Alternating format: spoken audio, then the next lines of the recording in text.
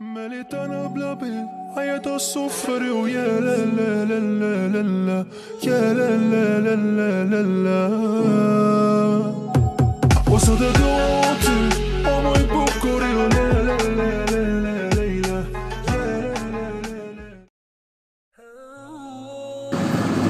The fatwa of the meat of a goat that drink the milk of a dog. Fatwa berkenaan dengan daging kambing yang menyusu dengan susu anjing.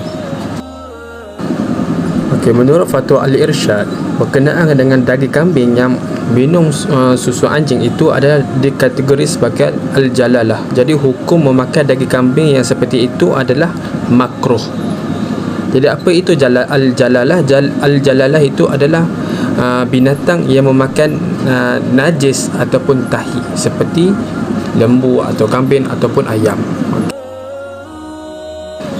Jadi disokong oleh statement Imam An-Nawawi yang menyatakan a kid baby goat that grew up feeding from the milk of a dog is categorized as al-jalalah. There are two different opinions regarding it. However, the strong opinion is that it's halal to eat its meat, makruh.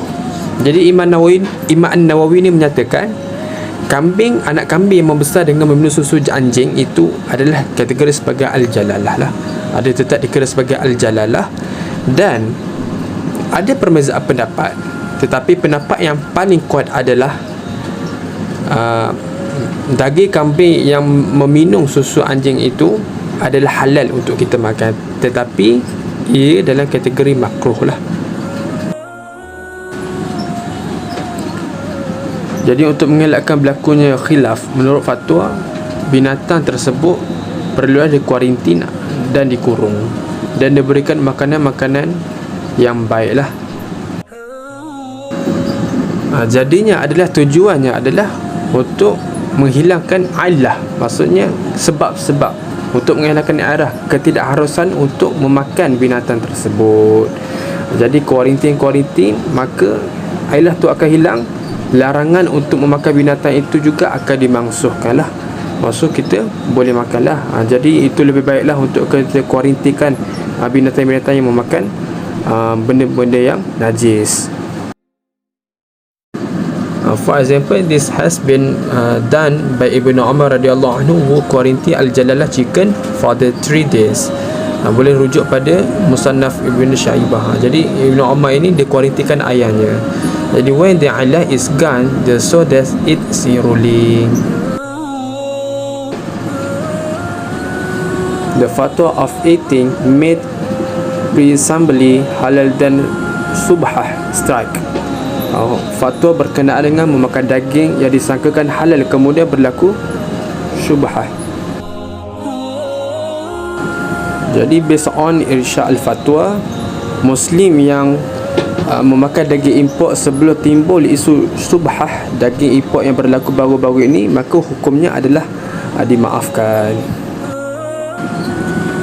So the fatwa based on the verses surah Al-Baqarah, our Lord do not impose blame upon us if we have forgotten or erred.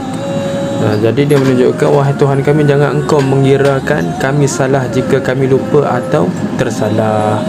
Jadi kalau benda itu berlaku dengan tidak sengaja, kita tidak tahu apa-apa, maka hukumnya tidak mengapalah berdasarkan kepada ayat tadi, surah Al-Baqarah ayat 286. Berdasarkan kepada fatwa ini, ia menggunakan kaedah istishab, yang mana hukum asal yang halal melainkan ada dalil yang berubah. Jadi kalau tidak ada apa-apa perubahan, maka kita boleh menggunakannya ataupun memakan daging tersebut. Jika kita makan tahu benda itu haram, maka dimaafkan. Sebab apa? Kita tidak tahu. The fatwa of food coloring containing 20% alcohol. Ini berkenaan dengan fatwa pewarna makanan 20% alkohol. According on Irsyad Fatwa, it is inclined toward stating that food coloring that contains 20% alcohol is prohibited. Jadi fatwa telah menetapkan bahawa pewarna makanan yang mengandungi 20% alkohol adalah dilarang. Jadi tak boleh digunalah. The fatwa based on hadith Rasulullah sallallahu alaihi wasallam regard.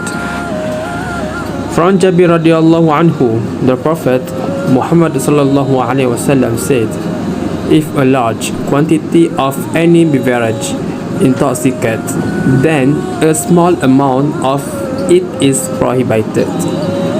Jadi Rasulullah bagi tahu apabila benda yang memabukkan, maka yang sedikit pun adalah yang haram. Benda perkara-perkara yang mendatangkan mabuk, maka sedikit pun tetap menjadi haram. Diharamkan atas kerana hikmahnya adalah untuk mengelakkan kemerosaktan pada kesihatan diri dan membawa kemudaratan pada diri. Even if the alcohol in the food coloring is not produced through the process of making liquor and stay illegal.